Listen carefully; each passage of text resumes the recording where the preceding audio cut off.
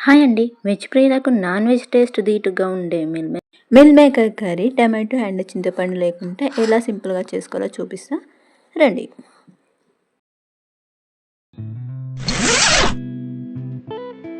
ముందుగా దానికోసం గిన్నెలో నీళ్ళు తీసుకొని దాంట్లో ఇంతలా ఉన్న మిల్ మేకర్ని తీసుకొని, చిన్నగా ఉంటే అంత టేస్ట్ ఉండదు. వాటిని పొయ్యి మీద పెట్టి ఒక పొంగు వచ్చే వరకు వేడి చేయండి. ఒక పొంగు వచ్చే వరకు ఉంచేసి స్టవ్ ఆఫ్ చేసేసుకోండి.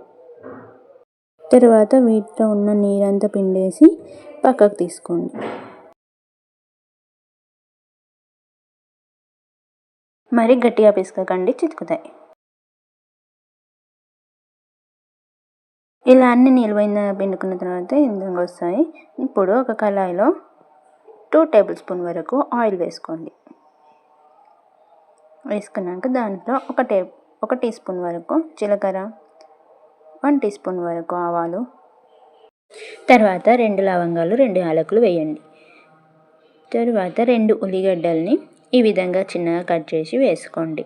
ఇవన్నీ కొంచెం రెడ్డిష్ అయ్యే వరకు వేయించుకోవాలి. ఇప్పుడు దీంట్లో 2 మిరపకాయలను ఈ విధంగా మధ్య కట్ చేసి వేసుకోండి, కొంచెం ఘాటు కోసం. తర్వాత ఇందులోకి ఒక హాఫ్ టీ స్పూన్ వరకు పసుపు, ఒక హాఫ్ టీ స్పూన్ వరకు ఉప్పు వేసుకోండి, ఉల్లిగడ్డలు వేగడం కోసం. ఇలా వేసుకొని ఒకసారి కలబెట్టుకోండి. కలబెట్టుకున్న తర్వాత మూత పెట్టి ఒక 2 మినిట్స్ వరకు ఉడకనివ్వండి. మరీ ఎక్కువ ఉడకనివ్వకండి, మాడిపోతుంది. తర్వాత దీన్ని అంతా ఒకసారి కలుపుకోండి. తర్వాత ఒక 2 టేబుల్ స్పూన్ వరకు కారం,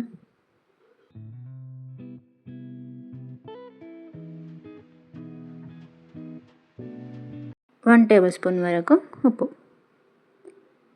వేసి కలుపుకోండి. ఇలా కలుపుకున్న తర్వాత 3 to 4 టేబుల్ స్పూన్స్ వరకు పెరుగు వేయండి.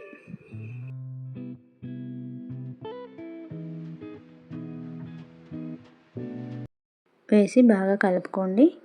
దీంట్లోకి ఇప్పుడు మన టేస్ట్కి సరిపడా వాటర్ పోసుకోవాలి. నేనైతే 250 ml వరకు వాటర్ పోసాను.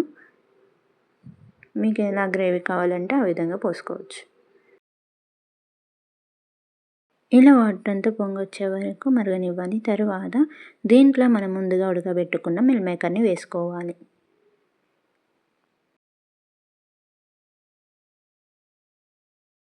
ఇప్పుడు ఒకసారి కలుపుకొని మూత పెట్టుకొని ఒక 5 మినిట్స్ వరకు ఉడకనివ్వండి.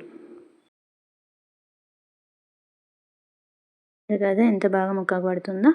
ఇప్పుడు దీంట్లో గ్రేవీ అనేది చిక్కగా రావడం కోసం కొద్దిగా నేను కార్న్‌ఫ్లోర్‌ని వాడాను. దాన్ని వాటర్లో వేసి కలుపుకొని వేసుకోండి. మీకు ఇష్టం లేదనుకుంటే స్కిప్ కూడా చేయొచ్చు. ఇప్పుడు కొద్దిగా వెల్లిపాయ దంచి వేసుకోండి. ఈ విధంగా మొత్తం ఒకసారి కలబెట్టుకోండి. ఆల్మోస్ట్ మన కర్రీ అనేది రెడీ అయిపోయింది. కొంచెం ఉడకనివ్వండి.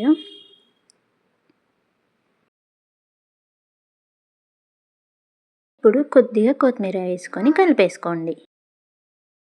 ఇప్పుడు మన కర్రీ అనేది రెడీ అయిపోయింది. తప్పకుండా ఒకసారి ట్రై చేసి ఎలా వచ్చిందో కామెంట్ చేయండి. ఈ వీడియో కనుక మీకు నచ్చినట్లయితే లైక్ చేసి, షేర్ చేసి, సబ్స్క్రైబ్ చేయండి.